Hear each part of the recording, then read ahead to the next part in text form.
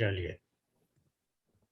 हाँ जी प्रभात जी, बाब आपको अपना जो जो आपने लिखा था ना उसको थोड़ा एक्सप्लेन कीजिए। हाँ, तो एक सेकेंड में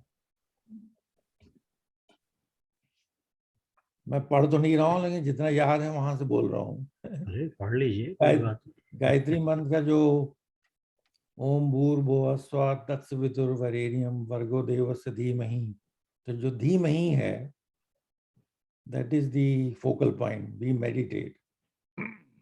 We meditate on what? On the God in the form of light of sun. And कैसी लाइट है? वरेण्यम, पवित्र है, देवस्य, देव की तरह है। धीमहि धियो यो न प्रचोदयात्, may God illuminate our mind. धियो प्रचोदयात्, illuminate. तो वहां था, यहाँ ये तीसरी चौथी लाइन जो है हर्ष, मैंने इसलिए लिखा था कि ये काफी क्लियर है। जो पहली दो लाइन है जिसका कि मीनिंग हमने लिखा था, ओम लॉर्ड ऑफ द यूनिवर्स, भूर्भुवः स्वः तत्सवितुर्वरेण्यम, इसके बारे में थोड़ी क्लैरिटी नहीं है कि शुरू जो किया है ना, लॉर्ड ऑफ द यूनिवर्स, फिर वो सवितुर आता है, वरेण्यम से फिर तो क्लियर है मुझे। ये जो पहली लाइन है उसको ऊपर थोड़ा अपनी जो ओरिजिनल गायत्री मंत्र है ना, मेरा ख्याल है जहां तक मुझे याद है, उसके अंदर ये पहली लाइन नहीं होती है, या वो जोड़ी गई थी बाद में, वो बाद में जोड़ी गई। इसलिए वो कभी क्लियर ही नहीं होती मुझे। तो इसलिए उसको कई बार वो उसको आपको लिंक करना मुश्किल हो जाता है। ठीक है ना। बाकी उसका मीनिंग तो आपको मालूम, आपने लिखा हुआ उसमें अपने। और इसका यूज जो है हम तो मेडिटेशन में करते ही हैं। इसको जरा बताना कि क्या पहले बाद में जोड़ने का क्या मतलब हुआ? ये जो आई थिंक जहां तक मैं ख्याल है, हर्ष नोज मोटर, ये एक जगह ये है कि जो ओरिजिनल ऋग्वेद में कहीं जा, ये ऋग्वेद में भी है, ऋग्वेद का ही है, गायत्री ऋग्वेद में ही ऋग्वेद। है। एक्चुअली जो जितनी ऋचाएं ऋग्वेद की हैं वही सामवेद में चली गई हैं म्यूजिकली, और यजुर्वेद में फिर चली गई हैं। वो यजुर्वेद में क्या है, वो सब प्रोज नहीं, प्रोज हो गया थोड़ा सा, ये दोनों पोएटिक हैं। तो उसमें यह है कि दूसरे ऋषि को कुछ और अनुभव हुआ है, उसमें आई थिंक उसमें डिफरेंस है एक जगह से दूसरी जगह में, और तो कॉमन है, बट फर्स्ट लाइन के ऊपर वो है एक कि वो मंत्र वही रखा है, मंत्र वैसी है। वो जो गायत्री मंत्र है, जहां तक मुझे याद है, I think somebody can confirm it, या I will look it, actually मिल जाएगा। वो तत्सवितर वरेण्यम से शुरू होता है। या तत्सवितुर तो खैर है ही, क्योंकि सूर्य का आह्वान है।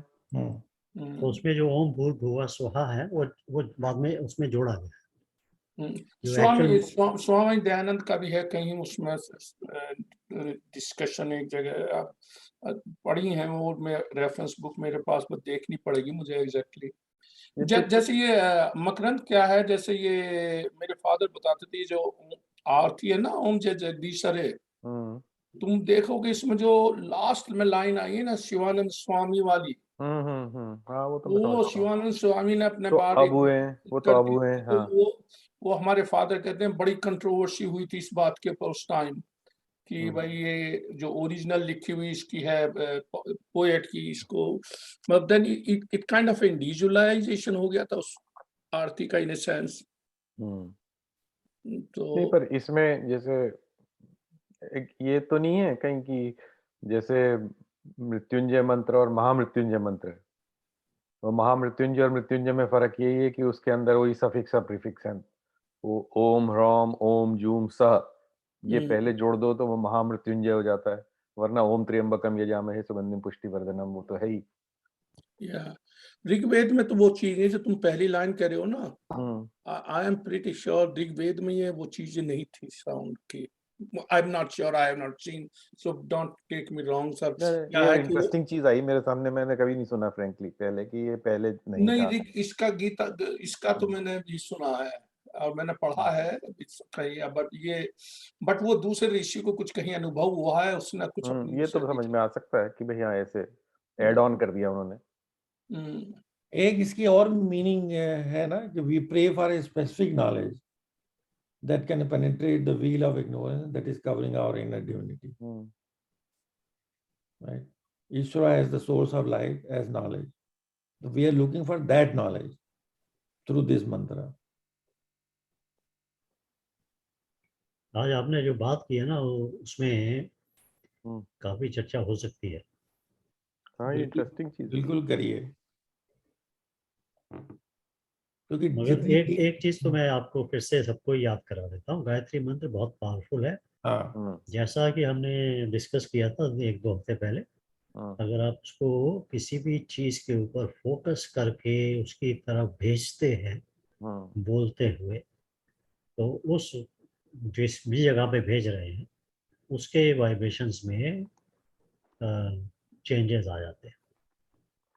और इसीलिए वो जो है वो इवन फिजिकल हेल्थ के लिए भी बहुत अच्छी है। आप अपने आप के ऊपर भी मतलब भेज सकते हैं। जिस शरीर के किसी अंग में अगर आपको भेजना है तो उसका ध्यान करते हुए या उसकी तरफ देखते हुए आप ये गायत्री मंत्र पढ़े, और ऐसे पढ़े जैसे आपका मंत्र मुंह से निकल के सीधा उस जगह पे जा रहा है, लेजर की तरह से सीधा।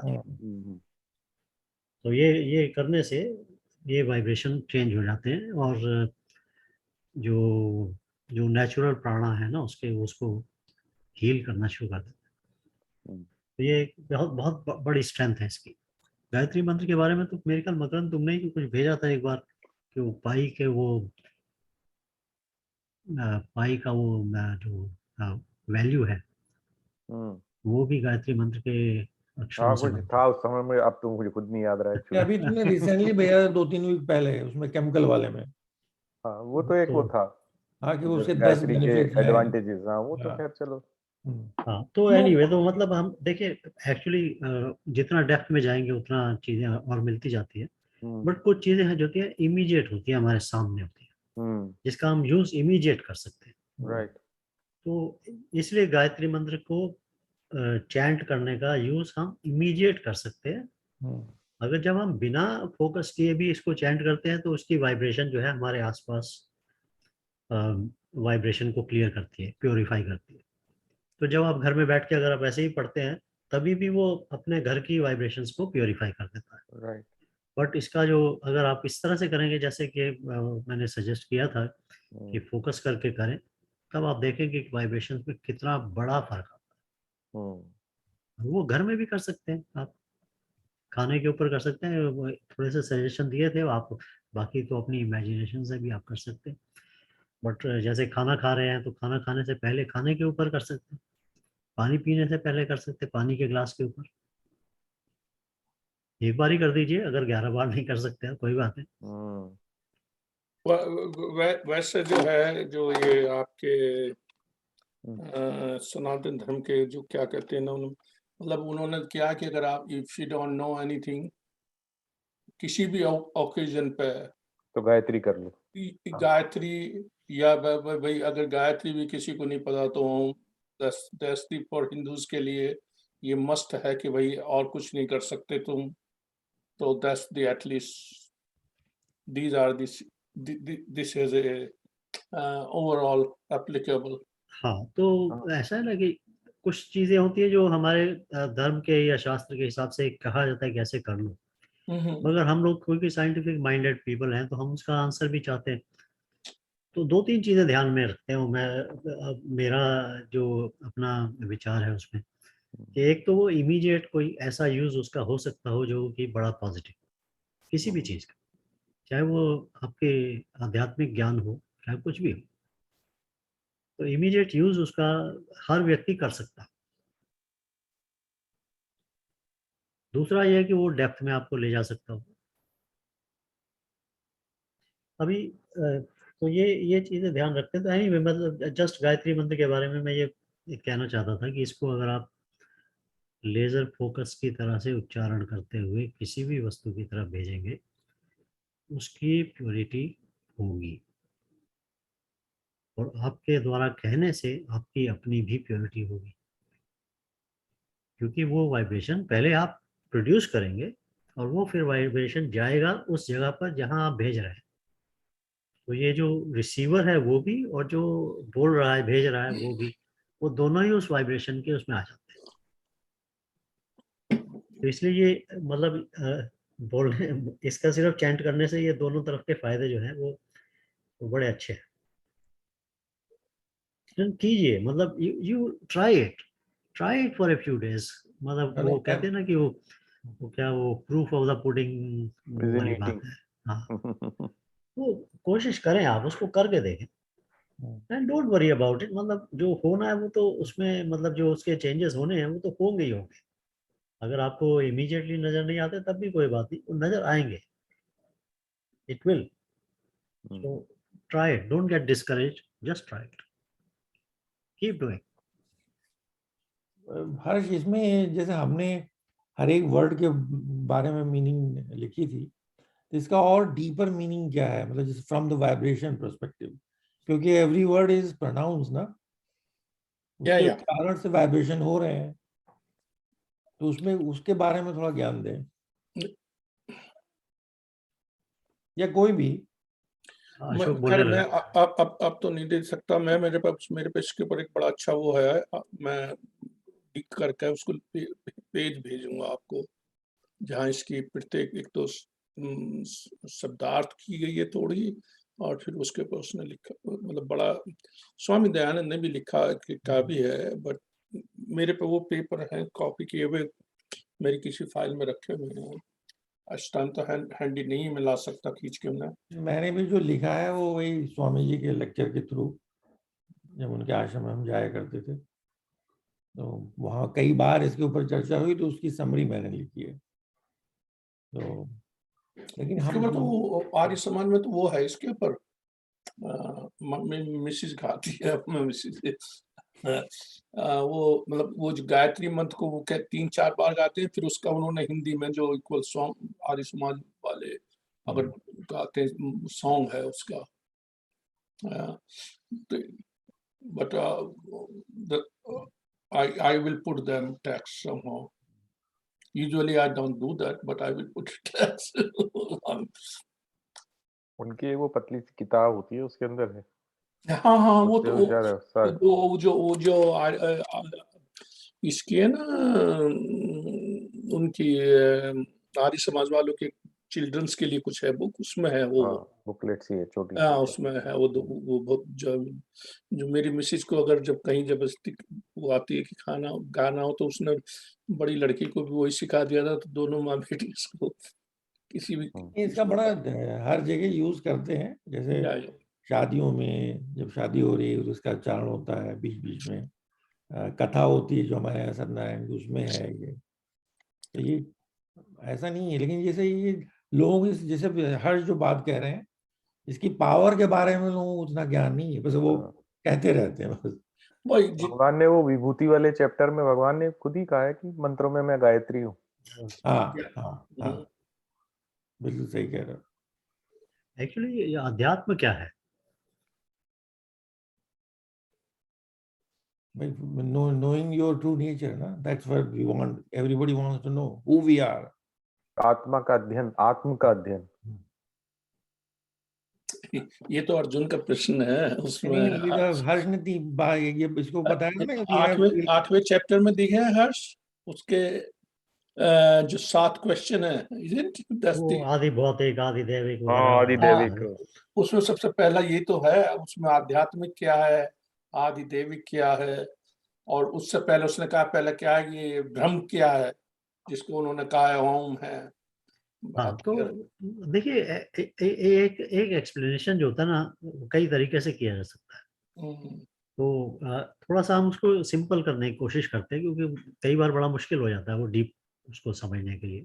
तो जो आदि आत्मा आत्मा ही है आप, मतलब जैसे मेरी आत्मा नहीं है, मैं ही आत्मा हूँ। मैं ही आत्मा का रोल ले लेता हूँ, मैं ही व्यक्ति का रोल ले लेता हूँ, मैं ही वो जो डिफरेंट वो हैं लेयर्स, रेल्म जिनको या बोलना चाहिए, डायमेंशंस बोलते हैं कई बार आज के युग में, उन सभी डायमेंशन में मैं ही हूँ और मेरा ही एक्सपेंशन होता है और मैं ही संसार बन जाता हूँ। ये सब भगवान ने कहा है, मतलब इन डिफरेंट वर्ड्स। और अगर आप पंचकोश को देखें, पंचकोश विवेक में देखें, तो पंचकोश विवेक में होता है ना कि पहले आपका शरीर आता है, अन्नमाया कोश, उसके बाद हम कहते हैं प्राणमाया कोश, प्राणमाया कोश, ठीक है, फिर मनोमाया, फिर विज्ञान माया, फिर आनंद माया, और उसके बाद कहते हैं आत्मा। मतलब वेरी ब्रीफली ये लेयर्स ऑफ वाइब्रेशंस है। तो अन्नमाया कोश है वो सबसे ग्रॉस है, सामने नजर आ जाता है, टच किया जा सकता है, देखा जा सकता है सब कुछ। मगर इस संदर्भ के अंदर जो नेक्स्ट लेयर है वो हम प्राणमाया कोश की कहते हैं। इस संदर्भ में ये बात खास याद रखने की है, क्योंकि प्राण तो बहुत बड़ी चीज है। मगर ये क्योंकि व्यक्तिगत की बात कर रहे हैं, एक व्यक्ति के अंदर आ गया ना, व्यक्ति की आत्मा की बात कर रहे हैं, तो इसलिए व्यक्ति के लिए तो प्राण माया कोश, तो प्राण माया कोश का संबंध है आपके शरीर की सभी क्रियाओं के साथ। ये ग्रॉस है क्योंकि क्रियाएं नजर आती है, मगर सटल है एट द सेम टाइम, क्योंकि हम उसको टेक इट फॉर ग्रांटेड कर लेते हैं, हम उसकी तरफ देखते नहीं है, हमें ध्यान में नहीं आता जब तक हम उसकी तरफ ध्यान से देखने की कोशिश ना करें। जैसे सांस ले रहे हैं तो अपने आप ली जा रही है, लेकिन हम देखते नहीं, हम देखते नहीं है, अपने आप ली जा रही है, पर वो हाँ अपने आप हो रही है, बट वो क्रिया चल रही है, प्राण चल रहे हैं, उस डाइजेशन हो रहा है, खाना तो खा रहे हैं, स्वाद ले रहे हैं, स्वाद लेना भी उसी की प्रक्रिया है। आपको जो अच्छा लग रहा है खाना, टेस्टी भी लग रहा है, वो भी वही प्रक्रिया चल रही है अंदर से। मगर इनके अलावा कुछ ऐसी प्रक्रिया हैं जो कि अब जैसे जैसे साइंस आगे बढ़ती जा रही है उसको नजर आता जा रहा है। जो हमारे हार्मोन्स प्रोड्यूस होते हैं शरीर के अंदर, वो इन्हीं प्राणों की वजह से होते हैं। और ये एक इंटीग्रेटेड सिस्टम है। आपने हार्मोन प्रोड्यूस किए और हार्मोन ने फिर आपको अपना फल दिखाया, तो ये इंटीग्रेटेड है, दोनों साइड पे इसका वो कम्युनिकेशन होता है। मगर अगर आप जैसे हार्मोन की एक गोली खा लेते हैं या कुछ चीज़ खा लेते हैं तो एक्स्ट्रा हार्मोन हो जाता है, तो उसका असर आपके शरीर पे भी पड़ता है और उससे ज़्यादा उसके मन पे भी पड़ता है। तो कुछ हार्मोन से हैं अभी साइंस ने, मेडिकल साइंस ने वो लिंक कर लिए हैं आपके मन की स्थिति के साथ में। अब ये समझ लीजिए ये सारा का सारा भौतिक है, ये मैनिफेस्टेड प्रोजेक्टेड वर्ल्ड की बात हो रही है अभी, इसमें अभी आध्यात्म वाला बात आई नहीं है। मगर ये लगता है, ऐसा प्रतीत होता है जैसे यही आध्यात्म है। क्यों, कैसे? जैसे मान लीजिए कि हम कहते हैं कि भाई आप खुश रहते हैं, सेरोटोनिन, हैं? Serotonin, serotonin, dopamine, dopamine. तो आप अगर खुश रहते हैं तो आध्यात्म में तो बोला जाता है कि जैसे जैसे आप सेल्फ के नजदीक जाते हैं आप अपने आप ब्लिस में चले जाते हैं, खुश होने शुरू हो जाते हैं। मगर फिजिकल वर्ल्ड के अंदर भी वो आपके अगर ये हॉर्मोन्स हैं, अगर इनमें कमी या बढ़ोतरी हो जाती है तो आप खुश या दुखी हो सकते हैं। विटामिन डी की कमी से लोग डिप्रेशन में चले जाते हैं, इरिटेशन शुरू हो जाता है, इरिटेटेड रहते हैं। तो ये सारी प्रक्रिया जो है ये आपके प्राण से संबंधित है। बॉडी के अंदर फिजियोलॉजिकल सिस्टम्स वर्क कर रहे हैं बट इसका मतलब क्या हुआ कि अगर आदमी हर वक्त खुश रहता है तो क्या वो आध्यात्मिक हो गया? अभी नहीं। सिर्फ आपने सेरोटोनिन या डोपामिन की सप्लीमेंट ले लिए और आप थोड़ा खुश फील करने लगे, इसका मतलब ये नहीं कि आप आध्यात्म में चले गए, क्योंकि ये प्रोजेक्शन तो हर जगह है। तो वाइब्रेशन जो है अभी ये सटल हो रहा है। ग्रॉस में तो शरीर में था, अभी प्रक्रियाओं के अंदर थोड़ा सटल हो गया। उसके बाद में तीसरा हम कहते हैं मनोमाया, मन उससे भी ज्यादा सटल है।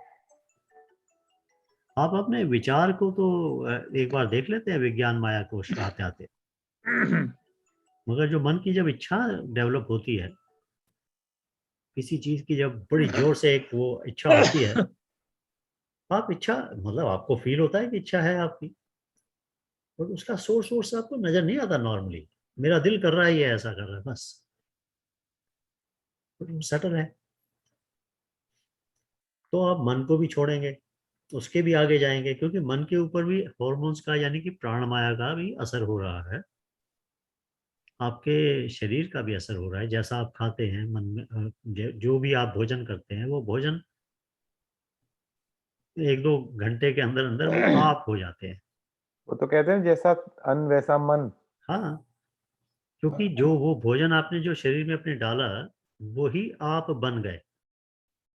वो भोजन जो है आपके शरीर के साथ ऐसे एसिमिलेट हो जाता है। भाई देखिए ना, जब हम लोग पैदा हुए थे तो 7-8-9 पाउंड के थे, 2-2.5-3 किलो के। अभी भगवान की दया से 60-70-80-100 लोग बाग 150-150 किलो तक चले जाते हैं, 200 किलो तक चले जाते हैं। तो अब वो जो आप अगर 50 किलो भी चले गए हैं, तो वो जो 3 किलो से 50 किलो बने हैं, वो कहाँ से जुड़ा? वो सारा वो अन्न से ही जुड़ा है। तो वो अन्न जो है वो आप बन जाते हैं। इसीलिए हम लोग कहते हैं कि जैसा अन्न खाओगे वैसा मन होगा, वैसा ही। क्योंकि अन्न जो खाया आपने, वो थोड़ी देर के अंदर अंदर आप बन जाता है। यू बिकम दैट और दैट बिकम्स यू। मतलब इससे इट्स लाइक दैट। किस तरह से प्रेजेंट करें आप उसको। अभी मनोमाया हो गया, फिर विज्ञान माया होता है। उसके अंदर आपकी इंटेलेक्ट काम करने शुरू हो जाती है, फिर आपको अच्छा बुरा दिखना शुरू हो जाता है। वो इंस्टिंक्ट की हमने एक बार बात की। इंटेलेक्ट जो है वो आपको एब्सोल्यूट ट्रुथ की तरफ लेके जाती है। उसके बाद कहते हैं आनंद माया कोश। और इसके आनंद माया कोश के ऊपर जो है ये कई तरह से टिप्पणियां दी जाती हैं। बट जो जो जो मेरे विचार में जो टिप्पणी जो मुझे ठीक समझ में आती है, वो ये है कि वो है आपका चित्त, जहाँ आपके पास में सब वासनाएं पड़ी हुई,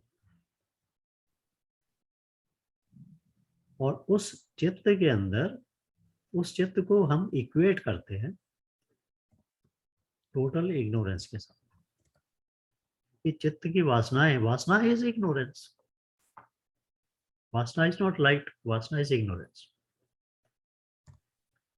उसके साथ जब हम रिलेट करते हैं तो उसको हम कहते हैं कि जब हम जैसे हम डीप स्लीप में चले जाएं,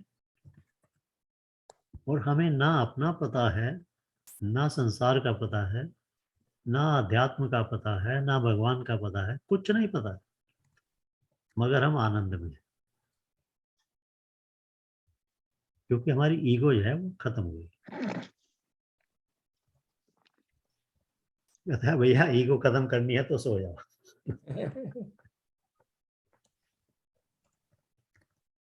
तो जब हम जैसे जैसे जब मैं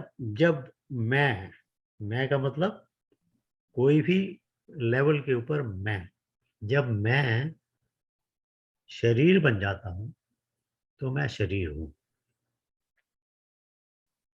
जब मैं मन बन जाता हूं तो मैं मन हूं। इसी तरह से मैं जब बुद्धि बन जाता हूं, मैं बुद्धि हूं। मगर जब मैं चित्त बन जाता हूं, वासना बन जाता हूं, तब मैं टोटली अंधकार में चला जाता हूं।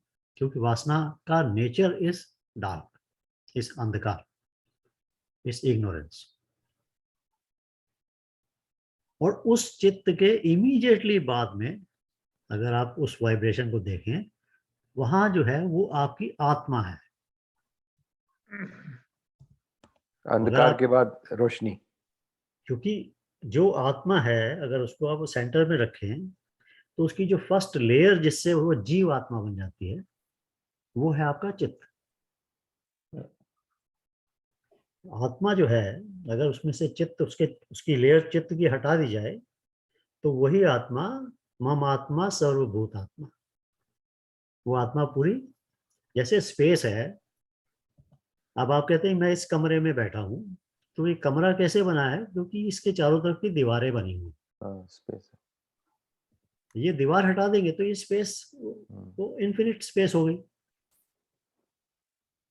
तो जो पहली लेयर है वो है चित्त की, उससे बन जाती है एक कमरा। कमरा मतलब एक जीवात्मा। जीवात्मा। अभी वो जो यूनिवर्सल स्पेस थी, जो कॉस्मिक स्पेस थी, उसकी जगह हमने बना दिया कि ये मकरंद का कमरा है, ये हर्ष का कमरा है। तो ये चित्त जो है इसने बना दिया जीवात्मा को। ठीक है। चित्त से बियॉन्ड की जो अनुभव हैं उसको हम आध्यात्म बोलते हैं। तो चित्त के बियॉन्ड जाने के लिए पहले चित्त तक जाना पड़ता है। मतलब रास्ता तो वही है ना, शरीर से हमारा ध्यान जो है वो प्राण पे जाता है, प्राण से हमारा मन पे जाता है, मन से हमारे बुद्धि पर जाता है, और फिर हमें समझ में आता है कि यार हमारे अंदर कुछ इस तरह की वासनाएं हैं जिसके कारण से ये ऑटोमेटेड सिस्टम चल रहा है। तब हमारा ध्यान वहां जाता है, और जब वहां से जाने के बाद में जैसे ही हम उसमें से प्योरिफिकेशन जैसे ही हमारा शुरू होता है तब हमारा अध्यात्म शुरू होता है। प्रोसेस के अंदर तो ये हम कह सकते हैं कि आज यहाँ से हम वहां जा रहे हैं तो उसको प्रोसेस है, वो स्पिरिचुअलिटी है, उसको बोलते हैं। बट रियल अनुभव जो है वो तभी शुरू होता है जब हम उस चित्त के बियॉन्ड जाना शुरू।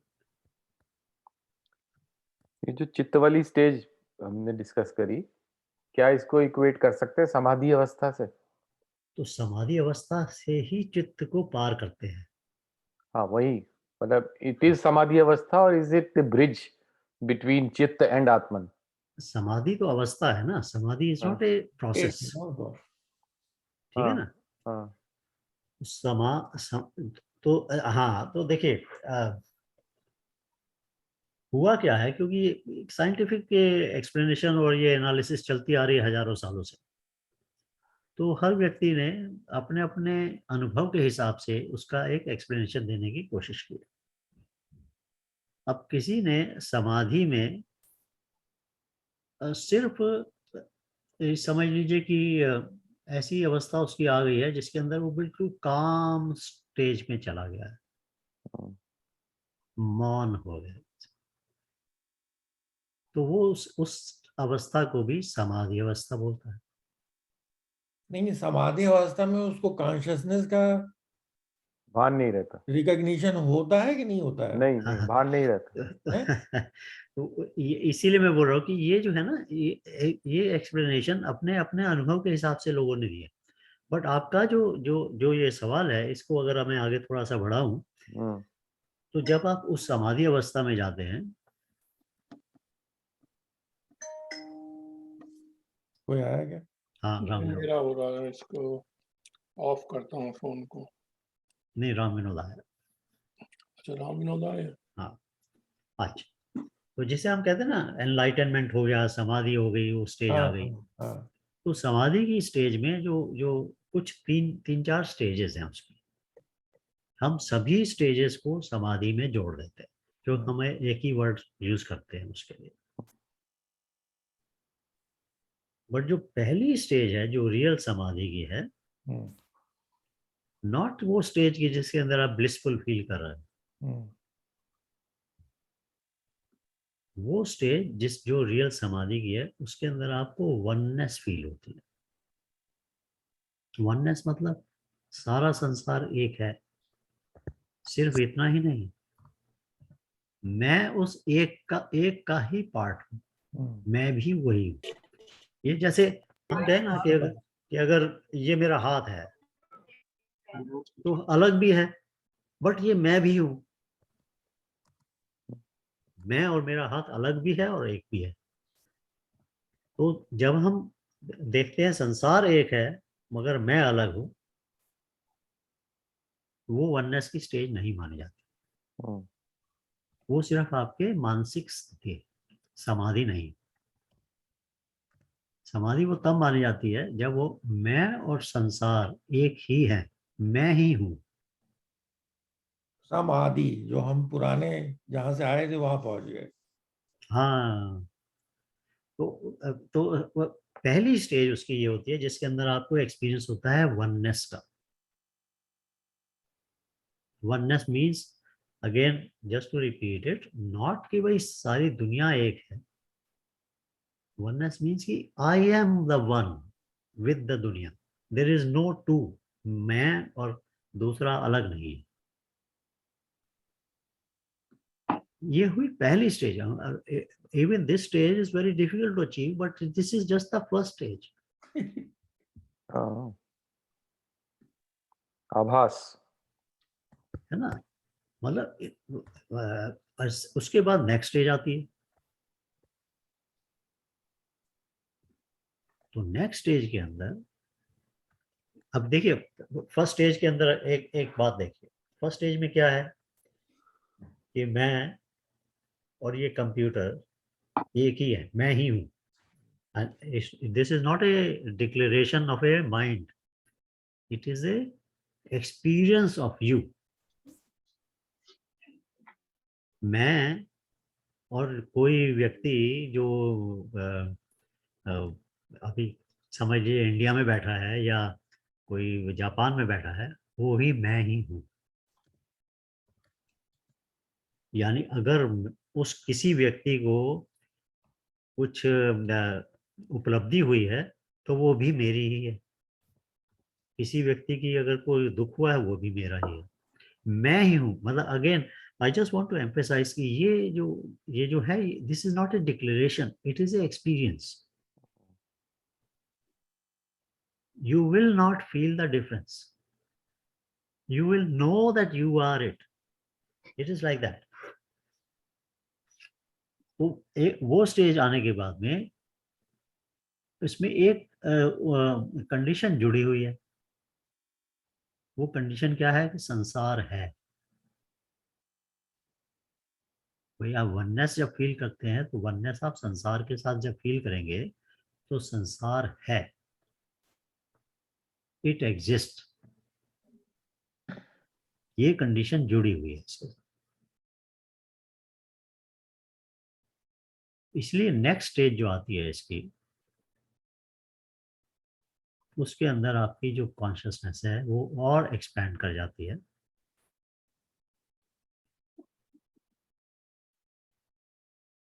और उसके अंदर संसार माया बन जाता है। It stops to exist. It actually becomes a dream. Dream in the sense you can create it at will. Except कि ड्रीम तो हम देखते हैं तो हमारी विल नहीं काम कर रही होती, हमारा मन काम कर रहा होता सोते हुए। But this is the stage of enlightenment या समाधि जिसके अंदर you can create the world at will. This is a very rare stage. मतलब लाइक ए सेट, पहली स्टेज जो है वही डिफिकल्ट है, बट ये स्टेज आनी और भी डिफिकल्ट है। और उसके बाद तीसरी स्टेज जब आती है तो अब आप उससे समय को पार कर जाते हैं। देखिए अब दूसरी स्टेज के अंदर भी समय एग्जिस्ट, क्योंकि if you are able to create something, you are creating it within काल।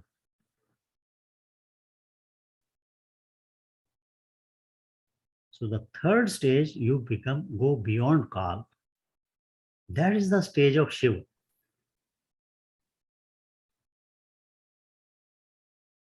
You will create time also.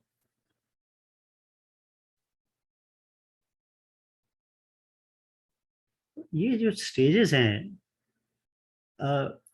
ये सारी स्टेजेस मतलब एक तो इसका एक्सप्लेनेशन कहीं मिलता नहीं है, और ऐसे अनुभवशील बहुत कम नजर आते हैं. But these stages, all of them somehow हम लोग उसको सिंपली समाधि बोल देते हैं या एनलाइटनमेंट बोल देते हैं, नहीं? या एनलाइटनमेंट बोल. सो जस्ट टू अंडरस्टैंड कि ये आध्यात्म वहां शुरू होने वाला है जहां आपके चित्त से पार आप निकलते हैं. जैसे ही चित्त से अगला स्टेप लेते हैं, वहां अध्यात्म शुरू होता है. और उसके बाद में भी डिफरेंट स्टेजेस हैं. अब इसके अंदर और डिक्लेयर वो डिटेल में जाएंगे तो आप मतलब this becomes even more interesting. चित्त से बाहर जाने के बाद में जो आपका अनुभव है, उस अनुभव के अंदर पहला अनुभव होता है आपका एक्सपेंशन ऑफ योर कॉन्शियसनेस. जब वो वननेस में जाते हैं तो आपकी कॉन्शियसनेस जो है इतनी एक्सपैंड हो जाती है कि सारा संसार आप हो जाते हैं. तो इसका मतलब आपकी जो अपनी कॉन्शियसनेस है वो एक्सपैंड हो जाती है, आपकी अवेयरनेस जो है वो एक्सपैंड हो जाती है.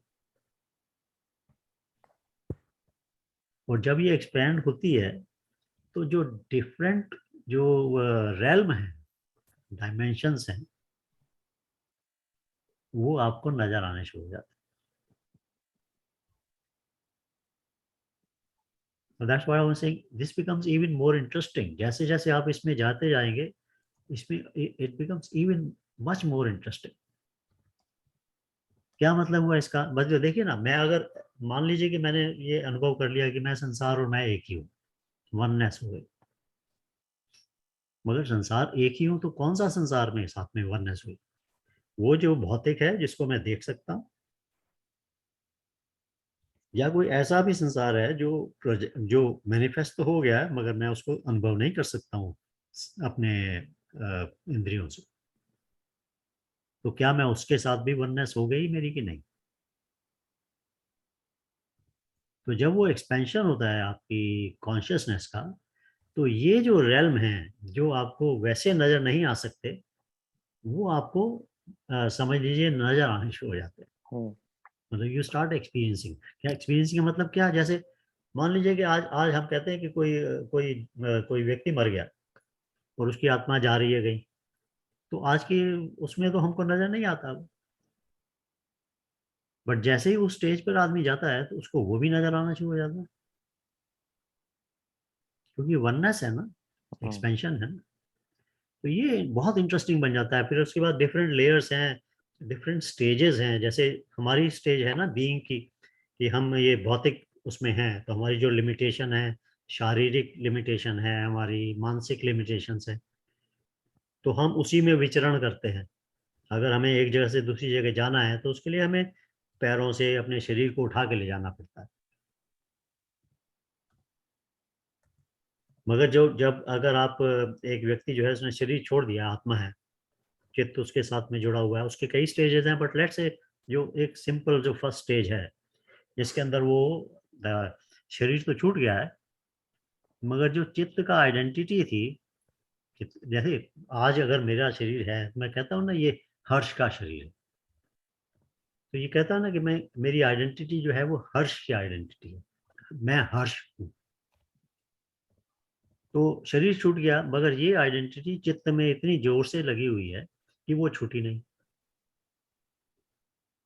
तो अब उसको उसको हम लोग क्या कहते हैं? उसको हम कह देते हैं भूत हो गया वो. तो भूत की क्या खूबी होती है कि भूत जो होती है, जो उसकी लास्ट लाइफ है, वो समझता है वो वही है, जबकि शरीर नहीं है उसका.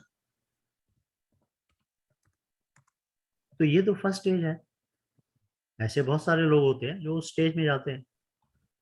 और इवन जो जो आत्मा उस स्टेज से आगे जाती है, वो भी कुछ क्षणों के लिए उस स्टेज में आती है, जब उसको अपने शरीर से जो उसका जो अटैचमेंट है, जो आइडेंटिटी है उसकी, उसको ब्रेक करने का मौका होता है उसका. I tell you, this becomes very interesting जैसे जैसे आप इसमें आगे बढ़ते जाएंगे.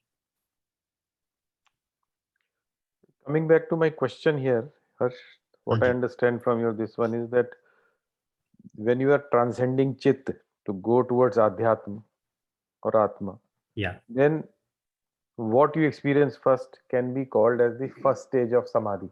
Right. Right. But again with conditions. With conditions. Conditions क्या है कि कई बार हमारा जो चित्त है ना, जैसे जैसे कमरा है हमारा, उसके अंदर हम बैठे हैं, उसमें कोई विंडो खुलती आती है. उस विंडो के खुलने से हमें चित्त के बाहर का कोई अनुभव हो जाता है, बाहर की कोई रोशनी अंदर आ जाती है, दिखने लगता है. हाँ. तो हम उसको, वो भी एक अनुभव है, मगर वो समाधि का अनुभव नहीं है. ठीक है ना. तो इसलिए वो कंडीशनल में उसको, there is no definition which is absolute. All definitions have to be conditional, क्योंकि वो मन का है ना संबंध. ट्रांसेंड करना है तो उसमें तभी कंडीशन खत्म होती है. मगर ऐसे ऐसे अनुभव भी होते हैं कि आपके चित्त का जो है उसमें से खिड़की खुल गई और आपको कोई अनुभव हो गया. तो जो हमारे अध्यात्म के अंदर जब गुरु के पास जाते हैं तो वो हमें सिखाते हैं, तो जब वो समाधि की बात करते हैं तो वो कहते हैं कि भाई पहले आप इस तरह से ये ध्यान लगा करके उस स्टेज पर आए.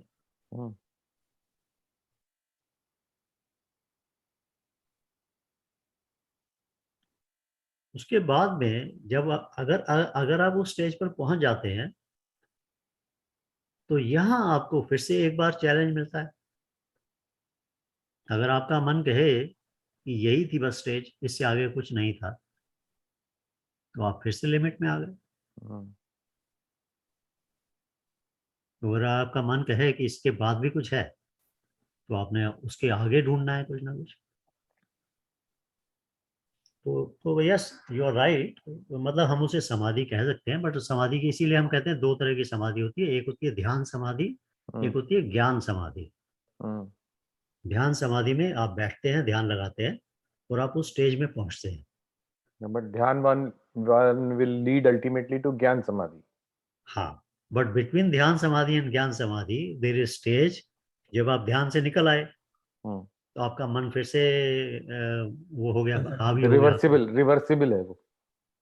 ठीक है ना. जैसे जैसे आपकी स्किल बढ़ती चली जाती है तो आप फिर से मन को कंट्रोल करके फिर से ध्यान समाधि में चले जाते हैं.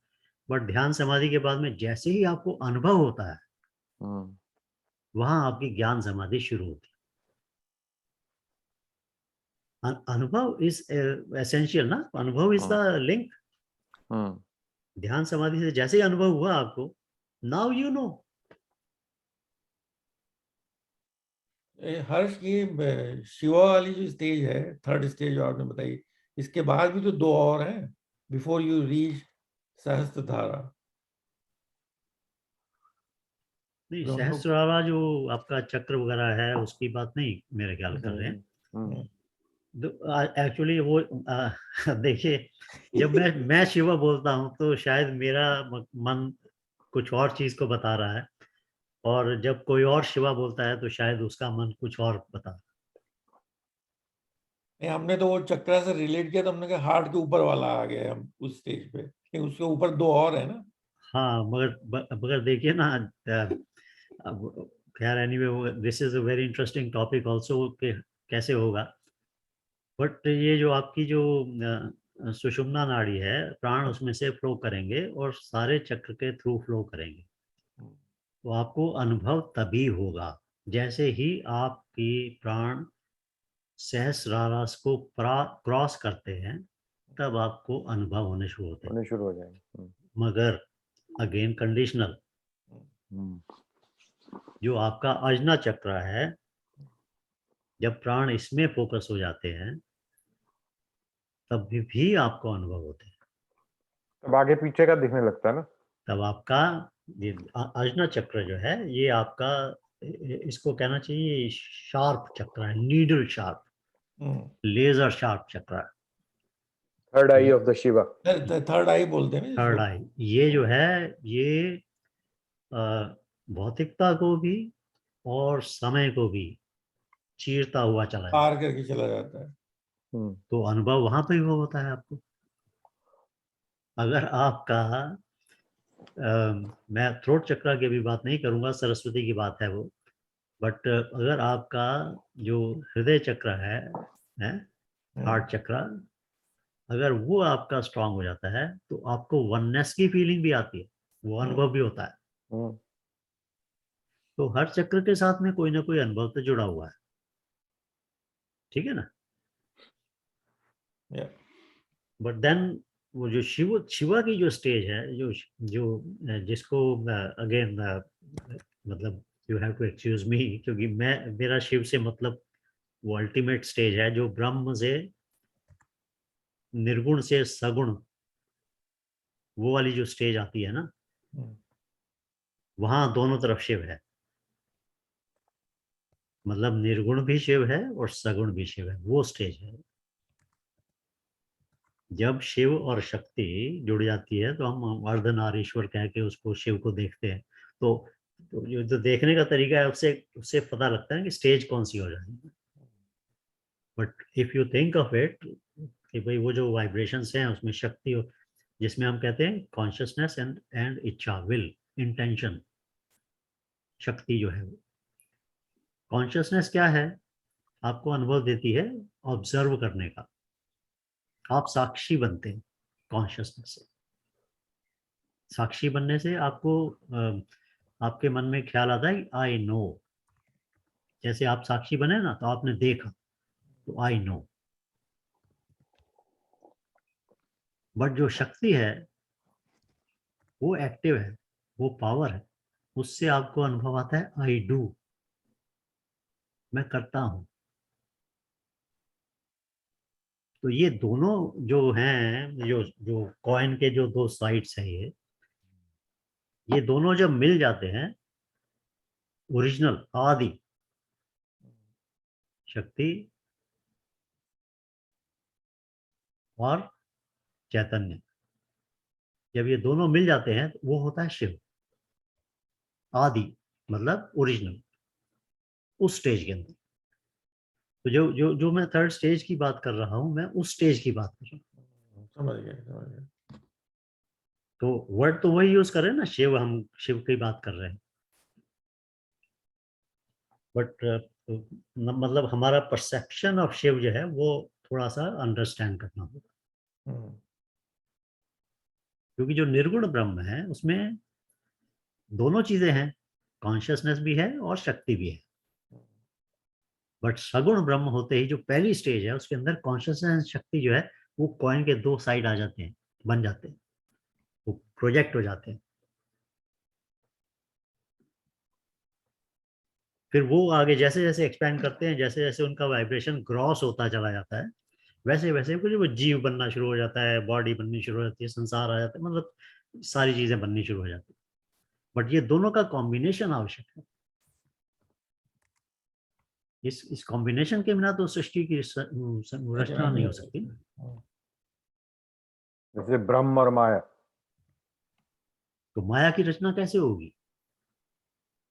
माया शक्ति बोलते हैं ना उसको, उसकी माया शक्ति। शक्ति क्या? वो शक्ति यही है, क्रिएट करने के लिए जो शक्ति है वो शक्ति है। वो वाइब्रेशन में बदलती चली जाती है और वाइब्रेशन ग्रॉस होता चला जाता है और संसार यूनिवर्स से बनता चला जाता है। और जैसे जैसे तो उसके अंदर कॉन्शियसनेस इन्फ्यूज होती है वैसे वैसे उसके अंदर अवेयरनेस आनी शुरू हो जाती है। और एंड दैट मीन्स कि भाई वो जो वाइब्रेशन हो रहा है उसका टूल जो है, जो भी बन रहा है, वो उसके अंदर उस कॉन्शियसनेस को प्रोजेक्ट करने की क्षमता आ जाती है। अगर उसमें क्षमता नहीं है तो वो कॉन्शियसनेस को प्रोजेक्ट नहीं कर सकता ना। इसका मतलब उसमें अवेयरनेस नजर नहीं आएगी ना आपको। भाई अगर एक पत्थर है तो आप, ये तो हम कहते हैं इसमें कॉन्शियसनेस है, बट हम ये नहीं कहते कि इसको ये प्रोजेक्ट कर सकता है उसको, क्योंकि वो टूल इतना बना नहीं है। अगेन लाइक आई सेड, मतलब ये सब्जेक्ट बहुत ही इंटरेस्टिंग है, बहुत आगे तक चला जाता बहुत है। इंटरेस्टिंग। मतलब what ever you can think of, कि इमेजिन करें आप, उसके बाद में उसका जवाब मिल जाएगा उसमें। This is that kind of a subject. तो सॉरी मकरंद, हम कई बार भटक जाते हैं आपके प्रश्न से। नहीं, वो बट कुछ चीज दिमाग में आती है ना, तो I feel like relating it, otherwise वो कंफ्यूज रह जाता है। हाँ, ट्रू ट्रू। जैसे मैं इसको यही रिलेट कर रहा था कि आकाश शायद ब्रह्म है और प्राण जो है वो उसकी शक्ति है। मतलब सब कुछ आकाश में हुआ है पैदा, जो भी कुछ है, और जो चल रहा है जिस शक्ति से, वो प्राण है। मैं अब इस उस पे मतलब हाँ, तो प्राण जो है वो that becomes a projection of शक्ति ना। हाँ हाँ, वही वही मेरा मतलब। ठीक है ना। और वह वैसे मतलब again like I said, how far do you want to go. जब आप आकाश की बात करेंगे तो फिर आकाश के जन्म की भी बात करें। सो दैट्स वेयर वो जो जो जब आखिर में जब आप जहां आपको कोई मतलब कोई किसी किस्म का आंसर नजर मस्तिष्क में नजर नहीं आएगा, वहां आपको शिव नजर आएगा। कोई क्वेश्चन नहीं रह जाएगा, वहां आपको शिव नजर आएगा। और वही फिर उसी को हम कहेंगे ये निर्गुण से सगुण हुआ। क्योंकि सगुण के बाद में भी आपका सवाल होगा कि सगुण कहाँ से आया, तो वो निर्गुण में ही जाएगा। राइट। तो ये जो जो आध्यात्म और समाधि की जो स्टेजेस हैं, ये वहां चित्त से आगे शुरू होती है। Right, that's important. That's important to understand, क्योंकि हम लोग कई बार जो शारीरिक जो अनुभव हैं और जो मानसिक अनुभव हैं, हम कई बार उसको मिस्टेक कर लेते हैं कि हमारे आध्यात्मिक अनुभव है। तो शारीरिक और मानसिक अनुभव बहुत अच्छी चीज है। अगर आप खुश हैं और हर वक्त खुश हैं तो अच्छी बात है। हर चीज ये चित्त के जो हम लोग यूज कर रहे हैं, ये हार्ट से रिलेटेड है या माइंड से रिलेटेड है? चित्त तो चित्त की जो हाँ चित्त की जो डेफिनेशन है वो यही है ना कि वो it's a repository of your impressions. जितने इम्प्रेशन है मतलब वासना से संस्कार जो भी है आपके, उनकी रिपोजिटरी है। जैसे कि सैंड में से डेजर्ट में एक स्नेक जो है वो पास चढ़ जाता है और उसके पीछे उसकी लकीर रह जाती है।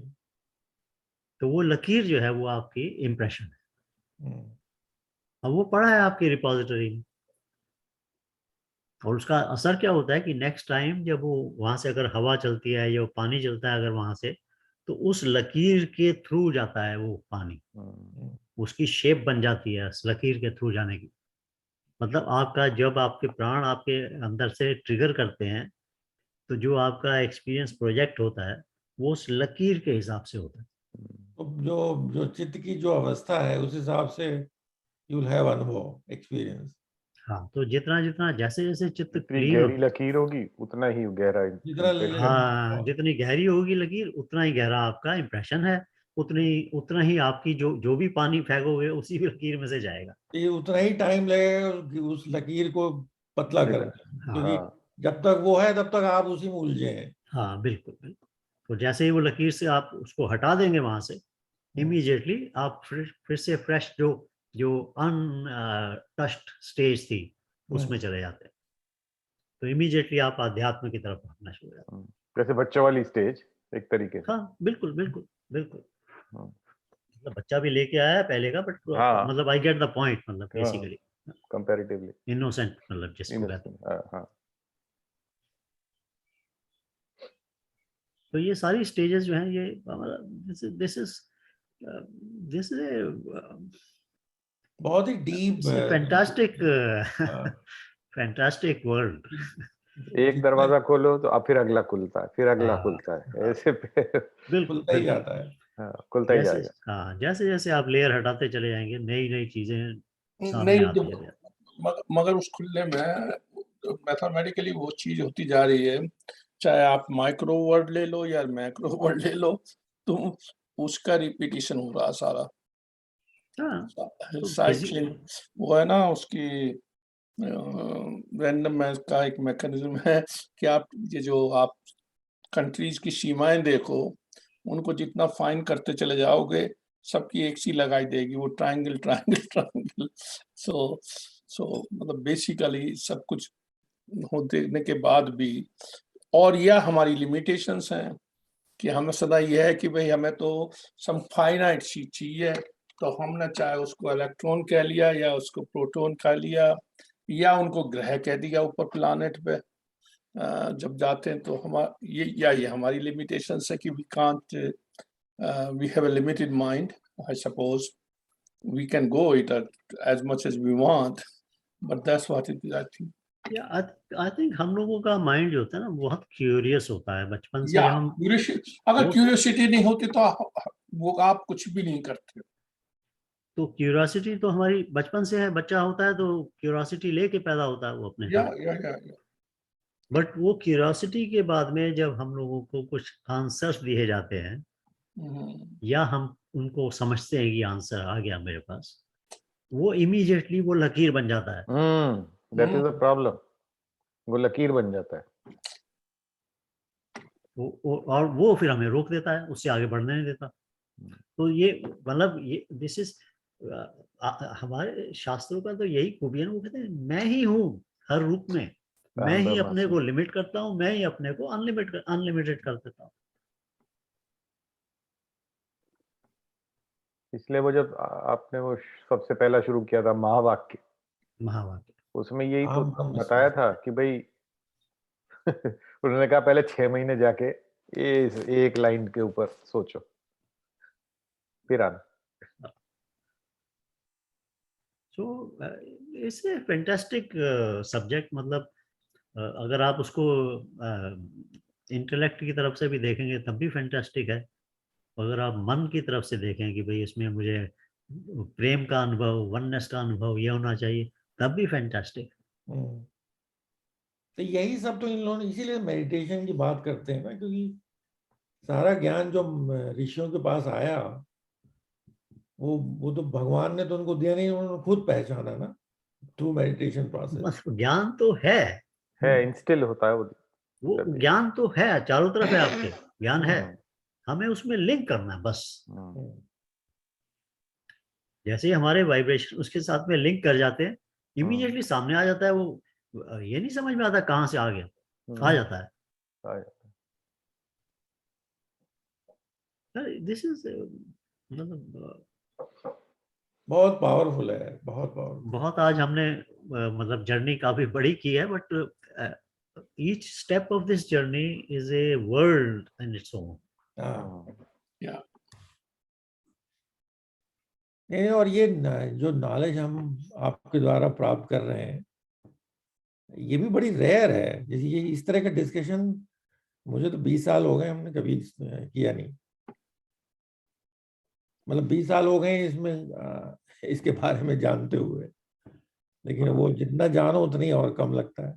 पहली बात तो इस तरह का डिस्कशन नहीं हो पा रहा है, विच इज रेयर। अच्छा, अगर आप लोग सबको याद हो ना, मतलब सबको याद होगा अपना कन्वोकेशन, याद है तो उसमें कन्वोकेशन में तुम देखो सारी 4 साल जो पढ़ के आए थे उसकी चीज कुछ नहीं दी थी उन्होंने, तुम्हें दी थी एक वो गीता की छोटी बुक मिली थी, उसमें मैंने कि वो उस टाइम देखो सारी जी के कोई हेड बुक वो नहीं दी थी कि भाई तुम्हारे काम आएगी। उन्होंने कहा भाई ये है जीवन विज्ञान, ये रियल ज्ञान कि वो मतलब वो डिस्ट्रीब्यूट हुई थी सबका। हालांकि हम लोगों ने देखी थी गीता, पढ़ी थी सीधी, but that was given you personal copy. Truly speaking तब तक रेयरली किसी ने देखी थी। आई नो, तब तक किसी ने रेयरली उठाई थी गीता हाथ में। आई नो बट क्या है कि हम लोग जो थे ना उस समुद्र के अंदर रहते, तो मगर इन चीजों को मतलब इस तरीके से तो नहीं थी, बट हम लोगों की तो शिक्षाएं हो गई थी भाई रामायण महाभारत गीता है और ये है वो, चाहे हमने अध्ययन नहीं किए थे, हम लोगों के ले चुके हम वहाँ चारों ओर हमारे तरफ यही समुद्र था, तो वी न्यू सम थिंग्स। वो वेस्टर्न वर्ल्ड का बहुत इम्पैक्ट था यार, या उस जमाने में। Even in study of Mahabharata Gita was not even a passing reference, I remember. It was not talked about much detail, nothing. नहीं असल में क्या हुआ इसके साथ क्या था, मेरे ऐसे तो एक ये हुआ था जो उस टाइम का इंटेलेक्चुअल वर्ड था, वो उसका एक गीता का एक ये ज्यादा वो हो गया था, एक तो ये हो गया था कि भाई लोग बाग जो है वो फिर घर भर त्याग करके चले जाएंगे। That's what the people used to not understand. वो गेरुवावस्थ का मतलब ये संसार को छोड़ो, जबकि गीता का ज्ञान ये है कि संसार में रह के सारे ज्ञान प्राप्त करना है। उसका मतलब टोटली उल्टा है। मेरे फादर ने उसे स्टेज में तभी मुझे बताया था कि भाई लोकमान की तिलक की किताब पढ़ना पहले तुम। That's where it is था।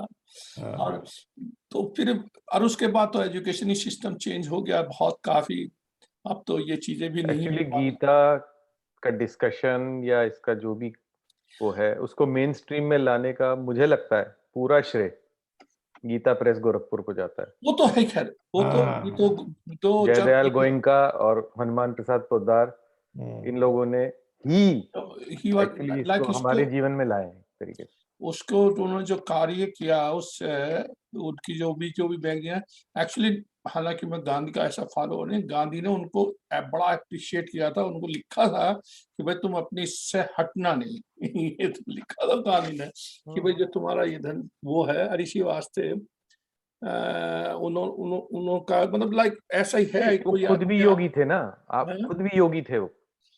नो पहले तो I think they never businessman, like उन्होंने वो योगी ही थे, ये तो उन्होंने मतलब उसको साइड में शायद उन्हें प्रेरणा हुई होगी या जो भी। No, I think they earned quite much money and then they got this prerna, then he started as far if I remember that's what he started. वो कलकत्ते के मारवाड़ी थे भाई, जयदयाल गोविंद जिन्होंने शुरू किया था गीता प्रेस।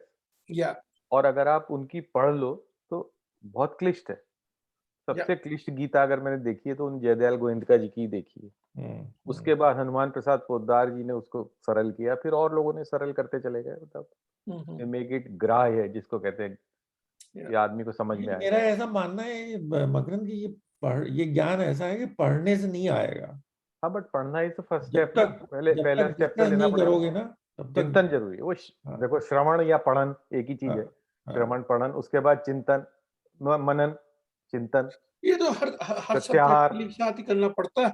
फिर वो धारणा, फिर समाधि, मतलब वो तो 8 अंग है ही हैं, वो तो करने और मैं कहता हूँ कि इस आर्थिक अध्यात्म के लिए जैसे हम लोगों की भी मैं समझता हूँ कि इसको आ गए और समझने के लिए वो मैंने तो इतना नहीं किया है।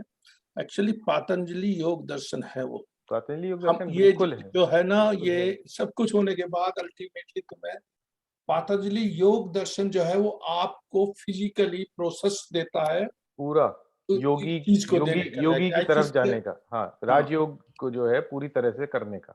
या और इसी अच्छा महाभारत के साथ तुम्हारे टाइम में हमें जब भी सबने रामलीला तो बहुत देखी होंगी हर कोने पे। तो मैंने किसी टाइम गाँव में अपने मदर से भी पूछा था कि अच्छा मैं महाभारत पढ़ चुका था 6वीं या 7वीं ग्रेड में, ये मुझे लाइब्रेरी का शौक था, तो मेरे फादर ने भी बता दिया था वो राजा जी वाली जो बुक थी ना, वो राजा जी की दोनों बुक उन्होंने तो इंग्लिश में करी थी, उसको वो हिंदी पाकिट बुक लाइब्रेरी में मेरे हाथ लगती थी, तो मैंने वो हार्डबाउंड भी आती थी। हाँ, तो मैंने वो पढ़ी 6th-7th ग्रेड में मैंने पढ़ ली थी वो। तो मैंने उनसे पूछा सर रामलीला तो हर जगह मिलती है, महाभारत को क्यों कोई नहीं करता, क्यों नहीं दिखाता? अच्छा वो क्या कहते हैं कि गाँव में मैं बता रहा हूँ नॉट एजुकेटेड, बोले भाई इसको नहीं दिखाते, उससे तो लड़ाइयाँ होने लगती, लड़ाइयाँ हो जाती हैं। तो वो लड़ाई की स्टोरी, अरे रामायण में तो लड़ाई की स्टोरी थी युद्ध तो उसमें भी था, बट वो महाभारत के ऊपर मैं कहता हूँ B.R. चोपड़ा ने जो ये बनाई जब ना Mahabharat, that's what also a big yes all these have been turning points। ये मेरा ख्याल है मैं रिकॉर्डिंग को अभी रोक मैं कहने वाला था रिकॉर्डिंग बंद कर दो। I'm sorry। No problem. Okay Ashok, हम लोग